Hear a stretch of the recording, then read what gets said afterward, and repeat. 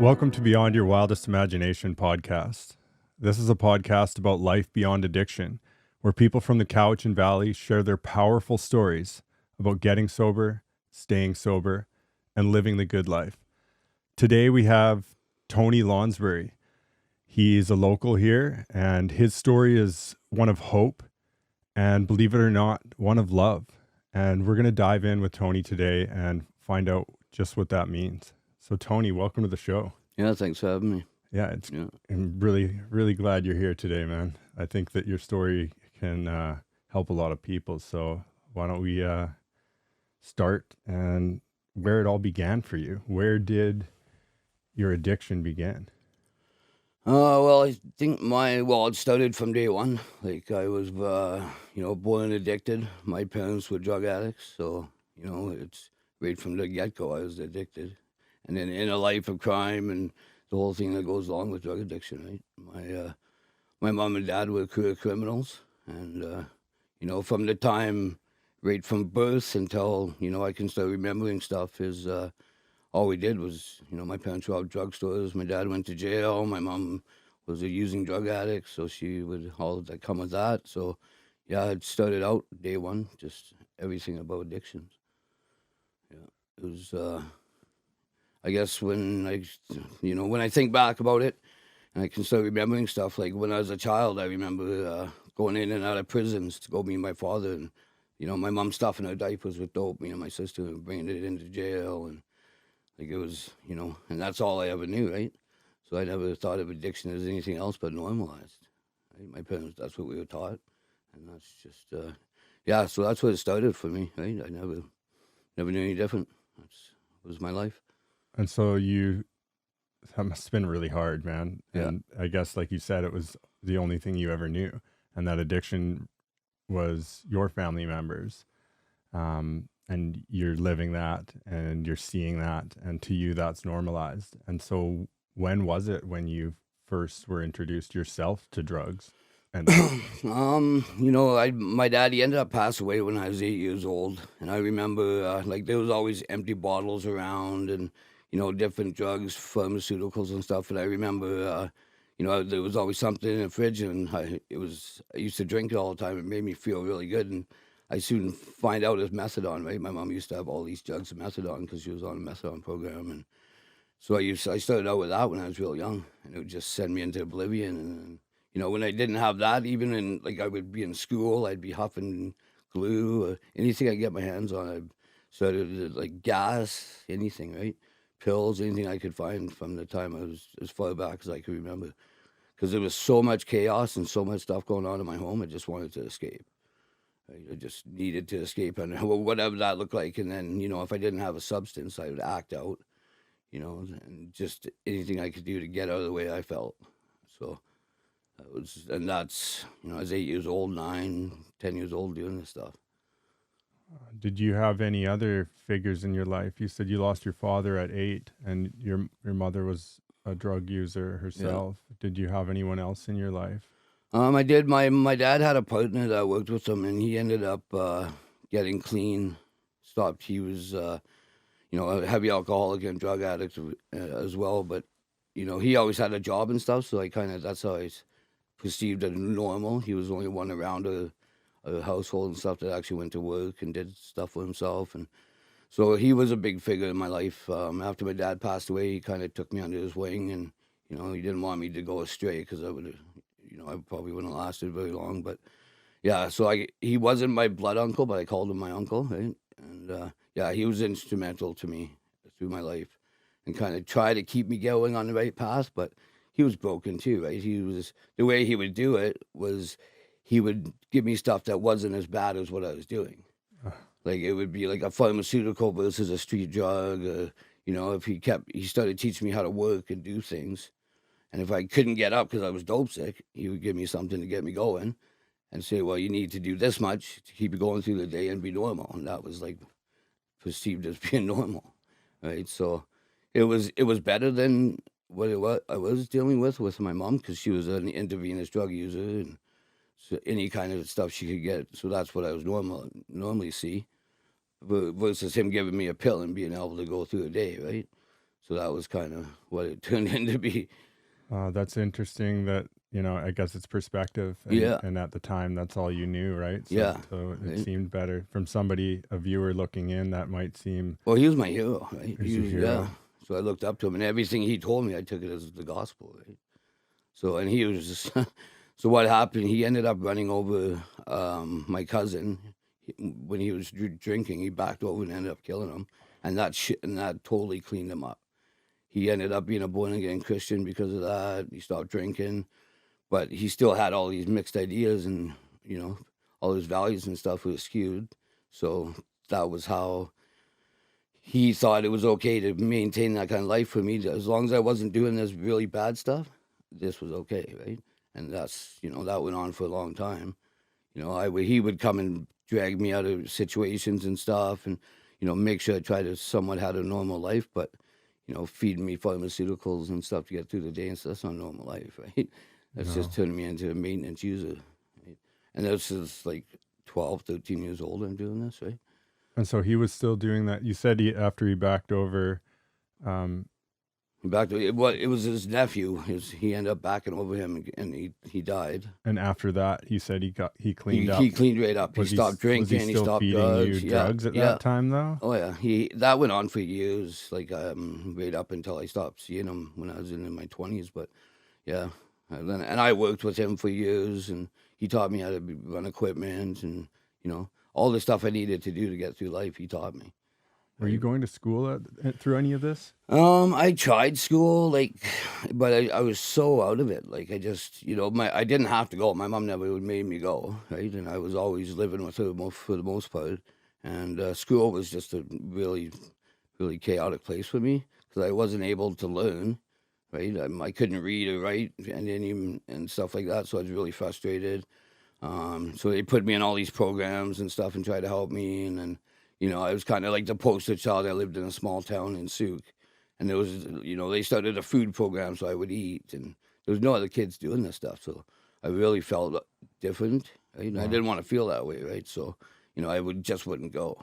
Yeah. And then, there was a couple teachers that kind of, like learning aids and stuff, that kind of worked with me, but no, I think the last thing I remember was like grade 5 was the last school that I really went to. You mentioned when you and I were speaking off camera that one of your experiences with your mother using drugs together.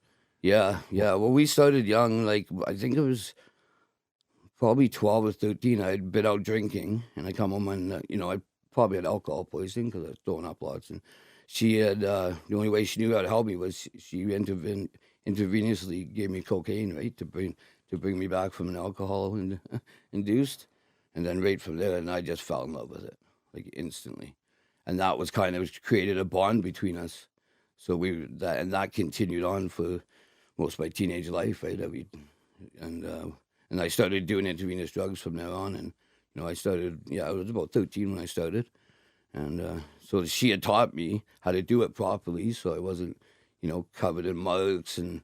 That all the stuff that she had learned, she taught me. So, yeah, it was really sick connection, but that's all we had. Right? Other than that, we had nothing in common. We just, so it was one thing that I figured me and my mom had in common that we could do together, and we did.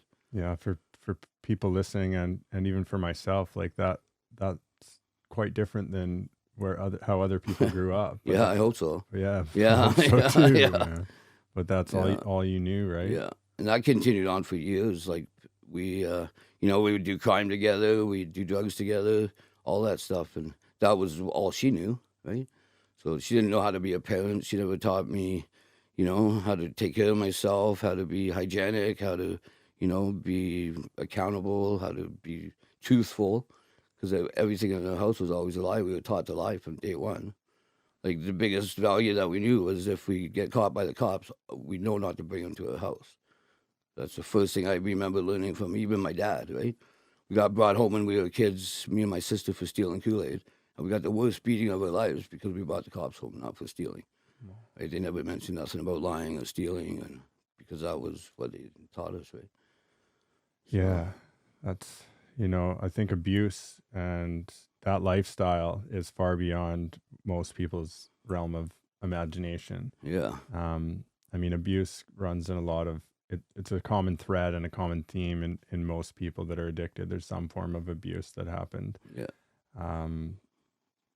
When we were speaking off camera, you and I were talking about the real reason why people get addicted to drugs, and it's that lack of connection. Lots of connections, exactly. Yeah. What was that like for you, not having that connection? That's another thing. I like, even as a small child, I would go and I would try to get people. I would run away and see if people would come and find me, and I'd spend a couple of days wandering around in a small town, nobody looking for me. So I was always looking for somebody to connect, right? And that's why that happened with me and my mom, because it was a connection. Right? And even as sick as it was, that connection was enough to make me feel like a little bit of hope and love. I could have some kind of relationship with her, right?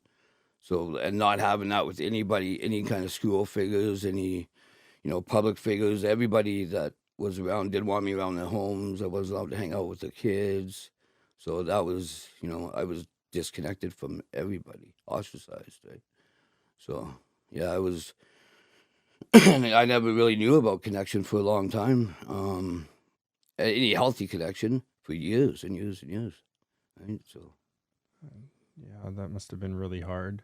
yeah, Not having those, motherly chemicals and from your father and that love that's missing, right? And you mentioned you had a different kind of love and a different type of bonding with yeah, your mom, and so like that's all that you had to latch on to, even though it was unhealthy. yeah, trauma bond, right? Trauma That's all it bonding. was.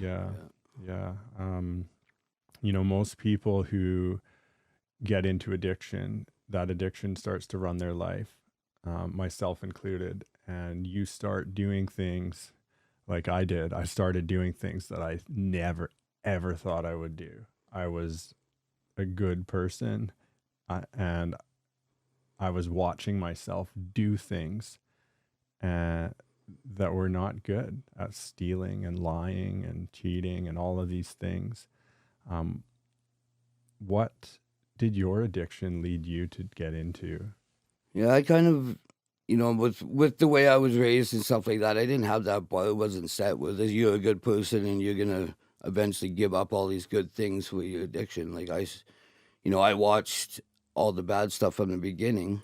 So the stuff I ended up doing, like my moral compass was like, don't hurt women, the lying and all that stuff that came along with it. That was just normal for me, but I ended up like, in the end, all that stuff of, it did happen. Like I always told myself that I don't want to go to jail. Like I'd seen that when I was a child and it would terrified me and stuff. And, I ended up going to jail. I never wanted to be known as a person that was in a psych ward because they're crazy. And I ended up in lots of psych wards and, that kind of stuff. And, and I'd always told myself I didn't want to be out. I didn't want anybody to see me. If I have kids, I don't want them to see me using the way I used. And that happened. And, anything, like you said, anything I ever thought that I wouldn't do, I did. Right? And it just progressively got worse and worse and worse, I'd always thought I'd have it managed enough I wouldn't end up being a person on the street. Well, I ended up on the street, right? Down with, the rubbies and stuff, as they call them, and, hanging out with them. Because it made me feel good, for one. I would look a little bit better than them, because, and so I would go and hang out with them, and then I ended up being just like them, right? Living with them and amongst them and eating out of garbage cans and stuff like that, right? So, and I never thought I would ever do that because, I was taught as a young, I could do whatever I wanted to get my dope, rob people and stuff. And then it was like, I don't have to beg and steal for it. I don't have to beg on the street. And I ended up doing that. So all that stuff I ended up doing because of my addiction, right? So it just keeps progressing. Yeah. It gets worse and worse. Yeah.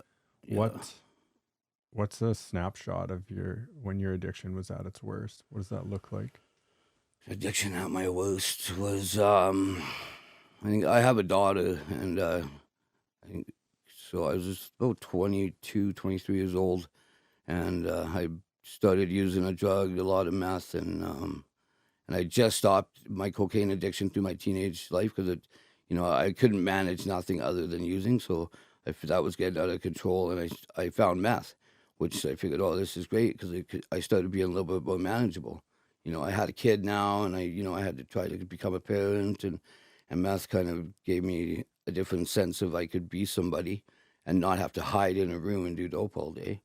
So I was able to go out in public, and I was able, it was really strange to me that I could function on this drug. So I started doing that, and a couple years into that, everything had fallen apart, of course, and the ministry had told me if I don't stop it, they're coming to take my kid, and that was the biggest thing. Now that I had a kid, I had to protect her. So, and essentially they ended up coming to take her, and they gave me the option, either you go to treatment or you go to jail, one or the other. So they had taken her, and she went to go live with my, at that time, girlfriend's father. And that was the lowest point that I actually figured, like, addiction's a problem. I need to get help, right? So I had actually, when I checked into a treatment center in Nanaimo at that point, it took a long time to get there, though. Like, there was the process of getting there at that point. I had to get on welfare, which I wasn't on. I had to go to all these appointments. I had to find a doctor, and and then I had to detox because I couldn't go there loaded, which I just thought was totally absurd. How could I go to treatment and not be loaded? I can't even get out of bed. So that was a big, big thing I had to overcome. So, I ended up getting into detox, and I did, I think, 10 days in there. And then from there, I ended up, luckily enough, getting into treatment. And I did a small stint in there. And that was my first introduction to anything different than what I was living. Like, I went in there, and they were, like, accepting, and, what are you okay? You're going to be okay. They gave me a little bit of hope, right? And it was, it felt like a safe place. I'd never been anywhere in my life I felt safe. So I got into this treatment center, and, I was really badly detoxing. It was a 42-day program. I think I was laying in bed for probably 19 of those days, really sick. Like, I hadn't stopped since I was a young kid. This is the first time, right? So, and, but after that, I got a little bit of clarity and started checking out what they had to offer, a few classes and stuff. And, and then, I started talking to lots of people that had the same problems I had. I thought I was really, really different, right? And this is the first time I got with a group of people that had the same problems and were trying to get help. And so I lasted 42 days there that time. That was my first time. I left, and what I had done when I was in there is I got hooked up with the really sick people that weren't there for themselves. They were there for either get out of jail or their parents, and we just formed like a clique. And when we got out, we continued doing the same thing. Like, I lasted maybe 5 hours once I got out, and we all went and got loaded and continued back in the process of using. And because the only thing we did there was dry out, right? I picked up a few things, like I say, I had a little bit of hope, and I got fed. I looked a little better, but I didn't really have enough time to learn anything. So we got out, me and a couple guys I met, and I went right back to using right away. And so that was your first That was my first introduction into recovery, and what that looked like, and having people actually give you a little bit of hope and a bit of like a care, somebody cared for you, right? So fast forward a little bit into the middle of your journey. You've been through how many treatment centers? You were saying you'd been through. Yeah, I've been, over the whole course has been 13. In the end, I ended up 13 altogether. 13. Like, that one treatment center I first started, and I ended up going there 4 times. Wow. I started, and getting to know the people that worked there and stuff, and knowing the program, I could kind of veer around a bit of the problems in getting into treatment. I would phone there direct. I'd show up on the door, sit there until they helped me out. And, I got connected with one of the counselors on a personal level, and she would help me get in. And so I ended up, the last time I was in that treatment center, which I think was my 4th time in treatment, I spent 9 months in that. And it was just like a normal city lot in a house, and I didn't leave that lot for 9 months. I knew, like, if I don't leave, I'll be safe. So I went there, and I just stuck it out. And after that time, I did end up getting a bit of clean time. When I left after the 9 months, I had met a girl, of course, because that was my new thing, relationships, right? Because I never had any kind of relationships in my life.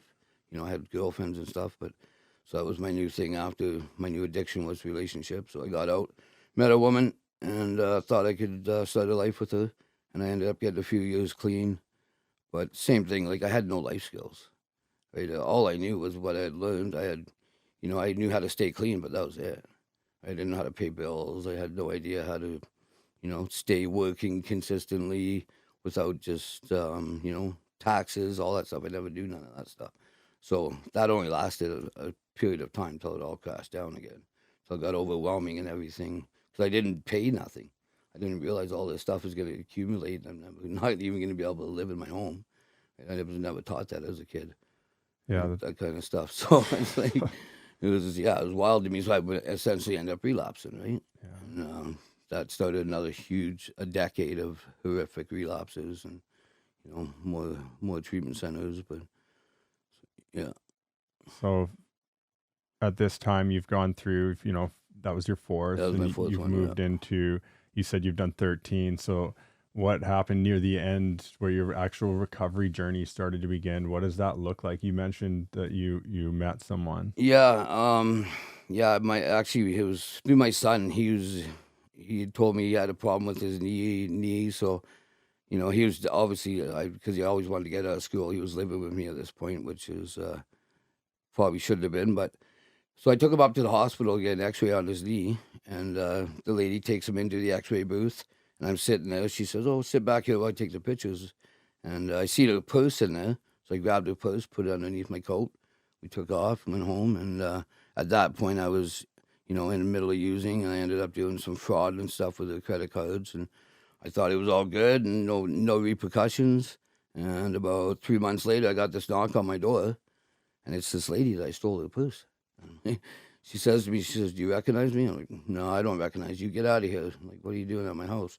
And she says, "Well, I was told to come and help you instead of charge you." So she gave me the option. She says to me, "Well, I belong to this local church, and if you're willing to come down and see what we got to offer, then we're willing to help you. And if you're not, I'm going to charge you."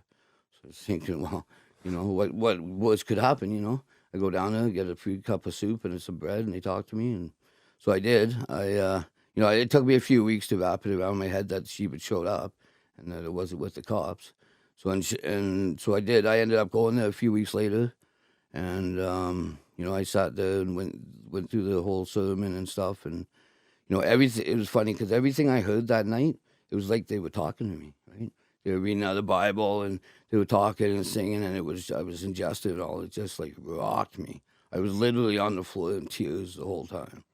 It was amazing. So, and that kind of started my process with them.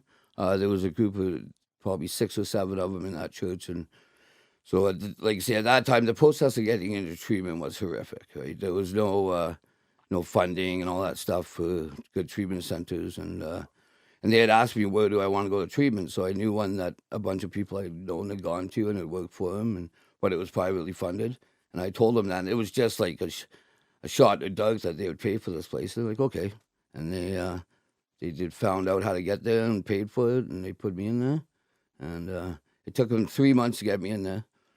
One of those 6 people watched me every day for 3 months, and kept me from getting sick and helped me in different ways so I could actually get there. And I landed in treatment a few months later, and went there. That was my last time in there.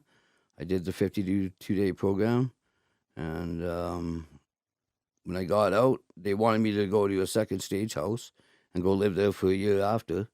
And I really didn't want to because it was over on the mainland, and I was like, no, I don't want to do that. So the Christian lady and her husband offered for me to stay with them.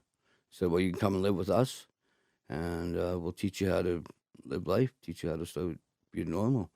So, I had nothing to lose at this point. I had absolutely nothing. So, it was game. I bought into it. Oh man, that's incredible. Yeah. That's quite the story. Yeah. You mentioned each time you went into recovery, you, like, from that first time you went in and you felt hope and you had people caring for you, and that like sparked something in you, and you said, you came out 5 days later and you relapsed. Yeah. But each time you went in, you mentioned how you kept learning something and picking something up along the way. What were you learning along the way? What were those things? And it was a clean slate, right? I had no idea so everything that I was learning, I would learn, even about mannerisms, how to talk to people, how to eye contact, how to, yeah, everything. And like you said, the one thing, when I seen that little bit of hope and, I seen people a little bit of light in their eyes and they're not all hunched over and looking at the ground, that I wanted that, right? So I started picking up stuff and learning about my addiction and why I was like I was, and more I ingested all that stuff, the more I wanted it, because it was, I was starting to feel okay. I was starting to feel a little bit normalized.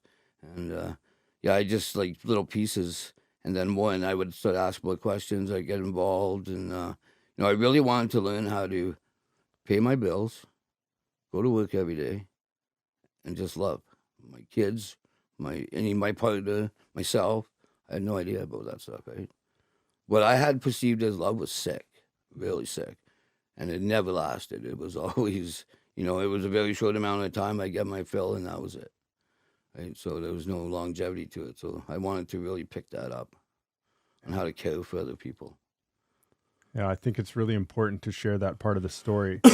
The recovery journey is a process. And you picked up, a piece to the puzzle as you went along. And so for people out there that are struggling, they need to know that don't give up. That's, you've been in 13 times, right? Yeah. And so now you're on the other side. And I think that is a really important piece of your story. You mentioned, learning love, and that's one of the missing pieces for you that really brought forth a big piece of your recovery and like something new in your life. Like, let's dig into that a little bit more. What was that like for you? Yeah, well, like the love piece for me, like, because what I knew of love was it was either sexual contact with a woman or I was getting something out of somebody, and that's what I loved, right? I never ever known love was of giving of myself, without wanting something back, or, and once I started getting stuff like these people that helped me out, they showed me nothing but love and grace. Like, they didn't want nothing from me. All they wanted to do was show me love. And that was like my first real introduction to it. And they were always happy. And no matter what was going on, they always, were caring and work out whatever the problem was and not to kick me out or ostracize me. And so I wanted what they had. And, I started digging into what they were doing. Right. So, and the piece for me, like learning how to love myself, I just hated myself for everything that I've done over the years. Like it was hard to believe that I could ever get to a point where I'd ever even care about myself enough to further with my recovery or better myself. Because I just hated myself so much. I was my worst enemy, and I just, I crawled in my skin. I was 40 years old at this point. I'd never even seen a little bit of, hope in myself, or, enough to care about what was going on in my life. And so, yeah, I just started, and the big thing was with the God piece for me, I started praying and stuff and started, just feeling okay. Like these people that I watched what they were doing, they were praying and, they would get in community and do community things and, and I started doing that kind of stuff and, I started being okay with myself. I was like, well, I'm not that bad of a person, I've come from a bad life and I was mixed up in a lot of stuff, but me as a core of my person, I'm a good person. So, and I just couldn't believe that was inside me after everything I'd ever done. I started forgiving myself, right? You love yourself now, Tony? Oh, absolutely, yeah. Yeah. It's been a long process and a lot of work, and I continuously, there's days that I think back on a lot of things and, but it never fades me now. I'm always, I give back to a lot of people. Everything I can, I give out, and I don't expect nothing back now. And that was like my biggest piece on how I want to love and give out to community. And yeah, and you mentioned there that you're good in your core. Did you always know that? no, No. No, I thought I was just, a spawn of the devil for my whole life. Wow.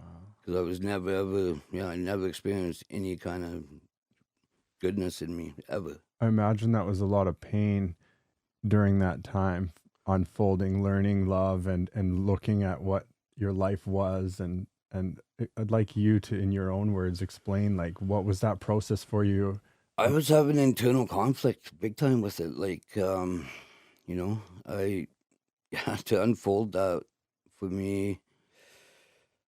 I didn't think I was worthy, for one. I had to get to a point of acceptance where I thought I was worthy enough to accept this, that I could be loved and I could love other people without, wanting stuff or getting stuff out of it. And, I don't know when it switched to say, but I know I went through a lot of turmoil internally, fighting like that bad wolf, good wolf kind of thing on my shoulder, and having, essentially, I just kept doing what I seen other people do, and I got to a point where, I knew what I wanted was to help other people and to give back, and I don't know when it changed, but I know I went through like a couple years of internal conflict and wondering if I'm worthy enough to accept it and to give love. So, Can you remember that first time that you felt and gave love to another?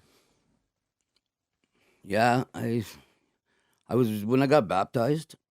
I was really struggling with it and stuff, and when I actually it's funny because when I came out of the water, and I actually felt myself kind of being freed from this oppression that I've always given myself.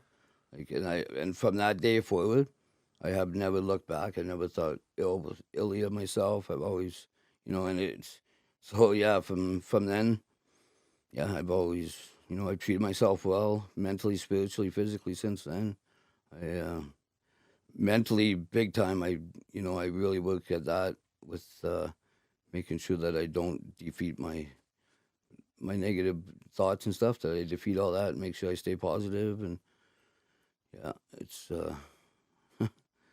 it's actually amazing that I can even come from where I come from and think that way now. Right?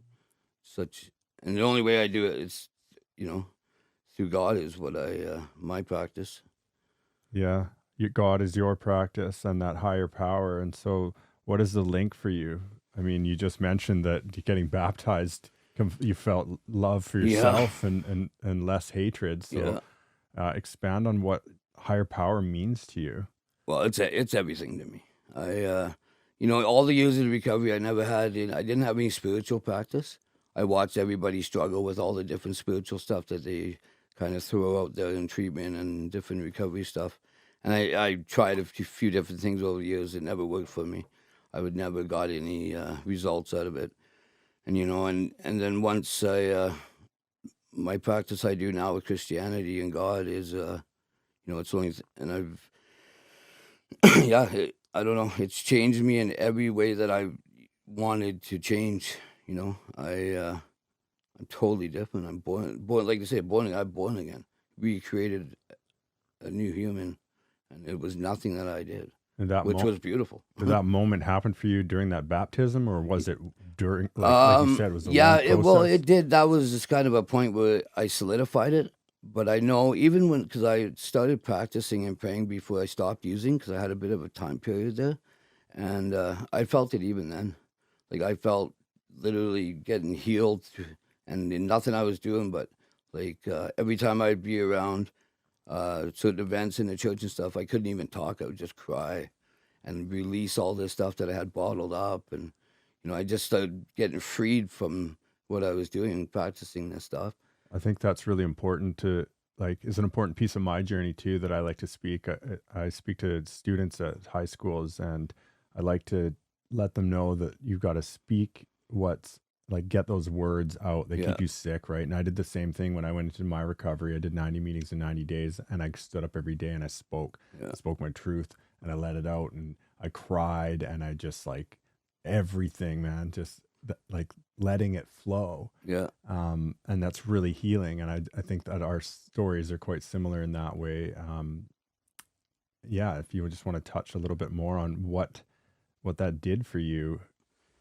to be Yeah, it was able to funny speak? because I didn't really, I never thought I was wanted to be heard.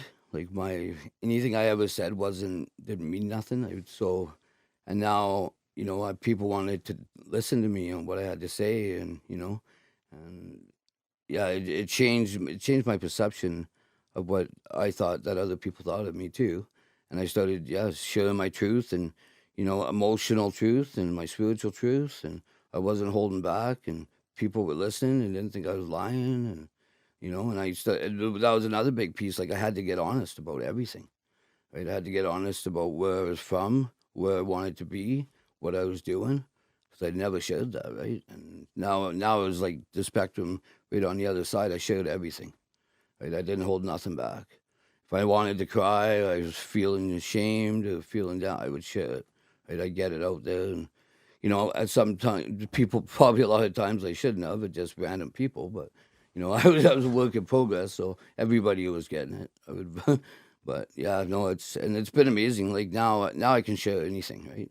And my relationship with people now is beautiful, right? I really have a lot of pride in where I've come with my relationships through it all, right? And that's my biggest thing is to form a relationship and a connection with people, because I never felt that, right? So I really, really strive to keep that connection going, and know like people I work with in addiction and stuff, and newcomers, all that, just to understand, like if you don't have a connection with this recovery group, your spiritual group, it's not going to work. It's connection. Yeah. You got to have some form of connection. Got to have it. Yeah. Yeah. No connection, and there's no, well, for myself, if I wasn't connected, it was stuff I would never have gone anywhere, right? When I was alone and by myself and not connected, I was just a mess. So I couldn't get help. And you mentioned relationships and connection, and so what kind of relationships do you have now? Well, the relationships I have, even like with my kid, I have one son that lives with me now, and I never thought in my wildest dreams I would ever be a decent father, right?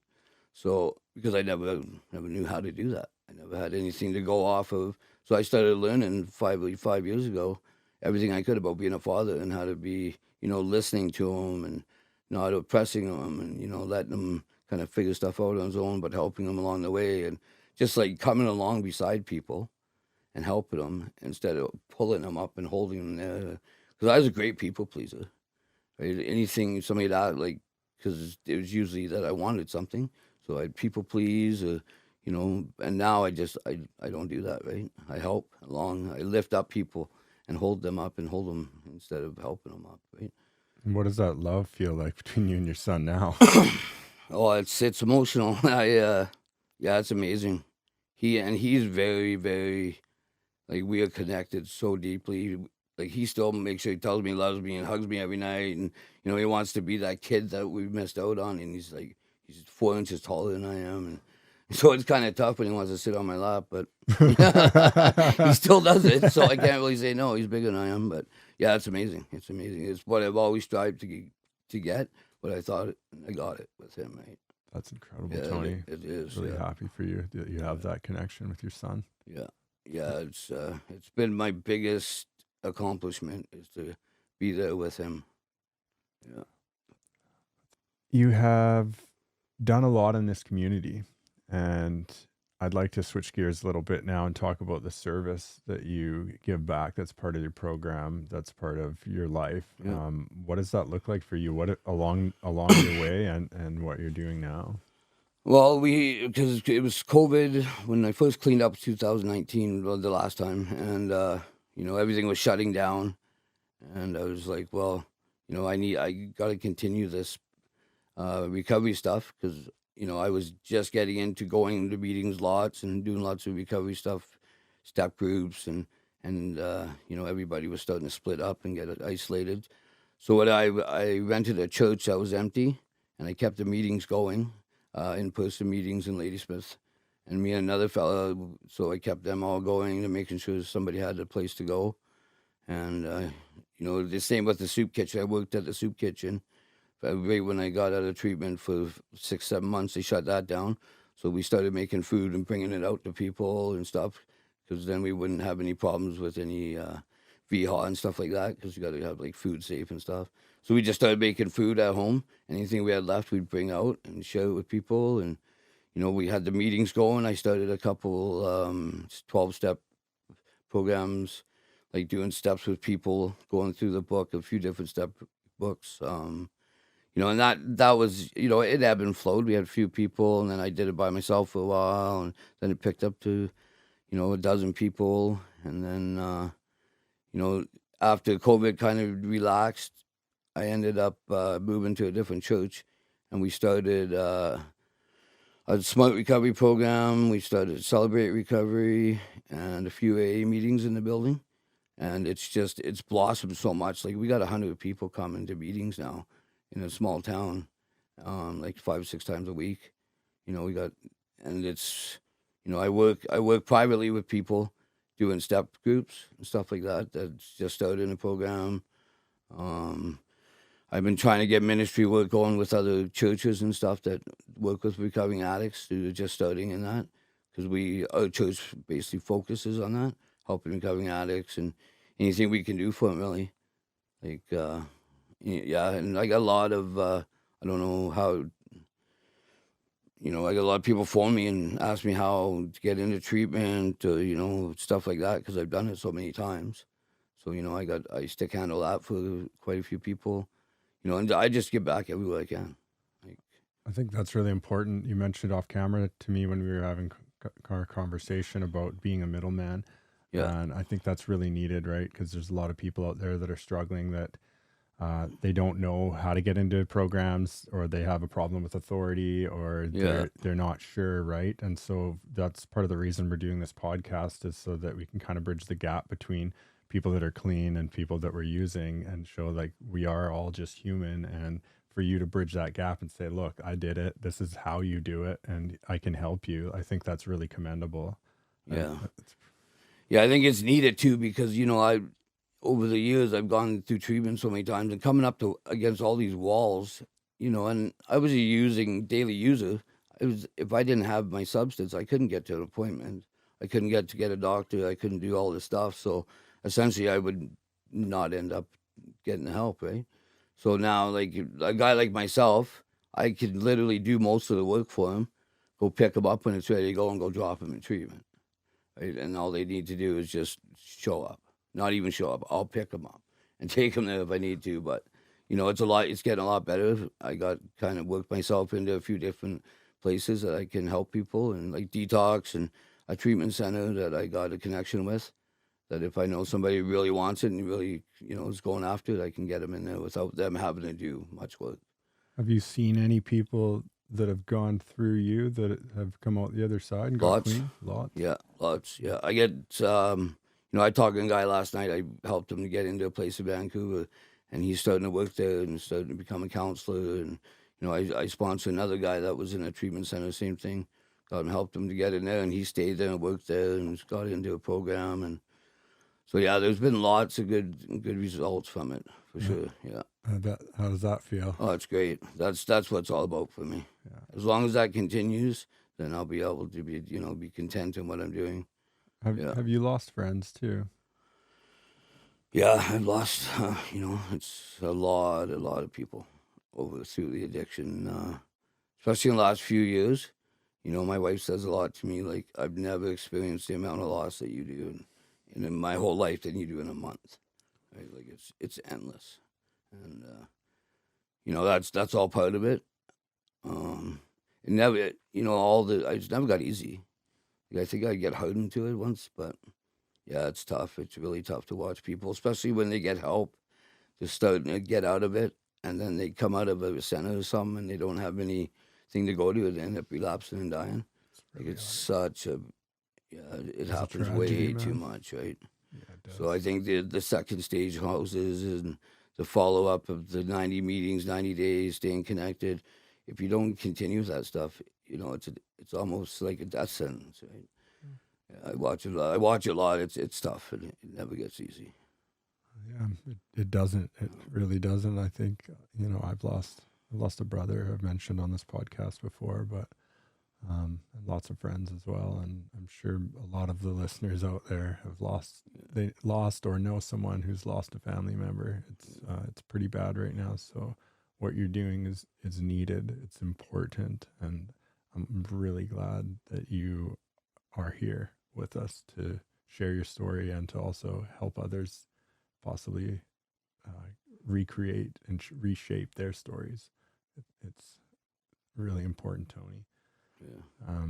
And so I want to bring back this love piece. You've found love for yourself. You've found love for God. You found love for others. What message of love do you have right now for other people out there?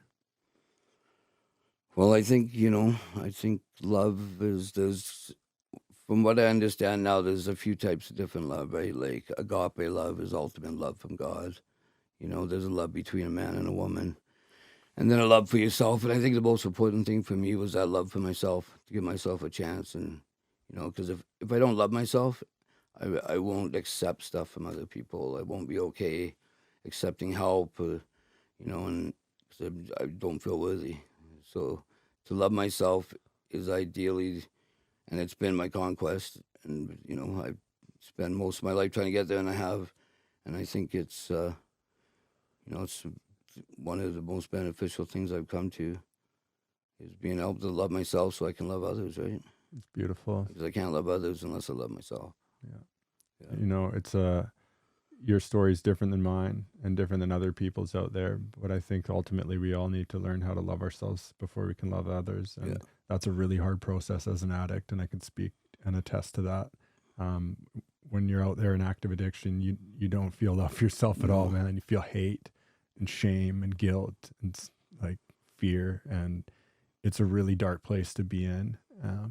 It takes a lot to come through that, but it is possible. And you and I are sitting here and we're living proof of that. And there's a lot of people out there that need to see and hear our stories, because people are dying, but there is love and there is beauty on the other side. And I'm really glad that we touched on that piece, because somebody who's out there struggling needs to know that it does get better, and you just have to work at it like a little bit at a time and just put yourself out there. And it's not going to happen all at once, but love will come and there is hope. So the biggest thing, another thing for me was, when I stumble, because there's always stumbling blocks, is not to lose it, right? That love. And, because it's hard to gain, but it's like trust, when you lose it, it's hard to, it's so far away, you have a hard time getting it back, but it's not, right? You just get back up and keep moving forward and, build it back, get the love back, and continue to give love to others. And because it's, it's, for me, when I felt like, in my recovery, and then I've had to stop all the distrust and lying and stuff. So I would say a little bit of lie, and I'd just be devastated. Oh no, it's all over, and I hate myself again. But I would pray about it, and I would share what had happened right away, and just be accountable and get building back that that self-love, and make sure that I don't just keep pushing it down after I mess up, right? Yeah, I think that's a really important step. It's a step in life and a lesson that just because you messed up doesn't mean that everything that you've built is gone. The same with your recovery. I've talked about this on the podcast before, but relapse is part of it. And you learned a little puzzle piece along the way, and then finally you found the last puzzle piece that fit, and now you've got over 5 years clean. And I think that's really important to know, like, especially that love piece as well, that when you feel shame and guilt and you've done something wrong, it doesn't mean that love's gone. You just need to grab hold of it again and rebuild, but you're not rebuilding from scratch. You're rebuilding from where that love was built, and you can keep going. It's really important. I'd like to ask you now, Tony, like, I'd like to hear your message to people out there that are still struggling, or anyone listening to this podcast. What is it you want to say? Well, I think, I would, I just want to really emphasize on that, never to give up, keep falling forward when you fall. Like, fall forward, get back up. Like I know for myself and my addiction and everything I went through, I always got back up because I wanted the next thing. And now, you know, I want recovery. I want God's love. I want to be a family member and all that. And I just fall forward every time I fall. I never give up, and I accept other people's help, and so I'm worthy, right? And we're all worthy. We're all human beings. We're not some stigma drug addict like most people think. Like, we're human beings that have an illness, and you know, we're all just trying to fight it to one common goal. And I think, you know, if you give yourself enough credit that you're worthy, just keep fighting it. Go back to meetings, go back to treatment, whatever it takes to get the help you need, right? Don't ever give up on yourself because you're worth it. Right? I love that, Tony. Thank you. That's such an important message. And thank you so much for being on this podcast and sharing your story. I know that it'll help people out there. And if it helps just one person, it's worth it. Absolutely. Yeah, I appreciate it. I'm honored to be here. Thanks. I'm honored as well. Thanks. It means a lot to me. Thanks, Tony. Thank you.